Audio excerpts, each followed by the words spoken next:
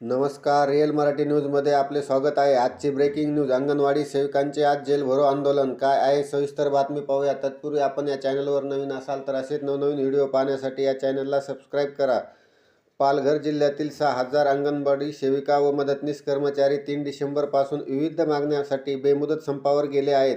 मात्र 25 दिवस उलटून गेल्यावरही सरकारने या कर्मचाऱ्यांकडे दुर्लक्ष केले आहे.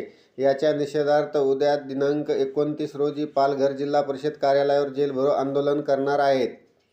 3 डिसेंबरपासून अंगणवाडी सेविका व मदतनीस बेमुदत संपावर गेले आहेत. यामुळे जिल्ह्यातील 2,799 अंगणवाड्यांना कुलूप लागले आहे.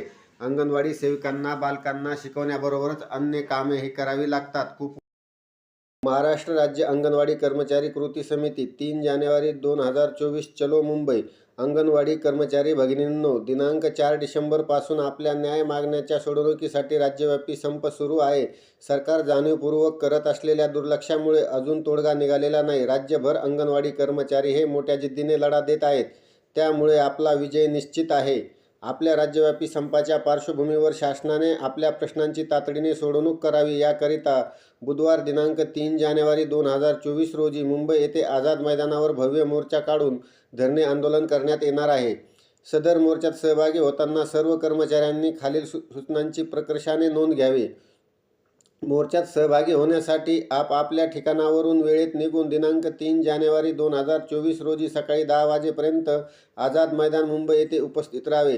सर्व कर्मचाऱ्यांनी अंगणवाडी गणवेशात उपस्थित राहावे. मुंबईमधील आंदोलन हे दीर्घकाळ सुरू राहू शकते. त्यामुळे सर्व कर्मचाऱ्यांनी काही दिवस मुक्कामी राहण्याच्या तयारीने यावे.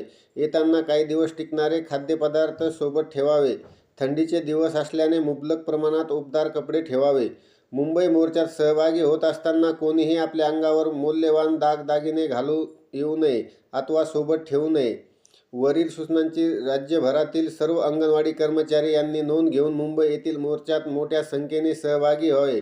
एम. ए. पाटील, शुभा शमीम, दिलीप उटाणे, कमल परुळेकर, भगवान देशमुख, जीवन सुरुडे, जयश्री पाटील.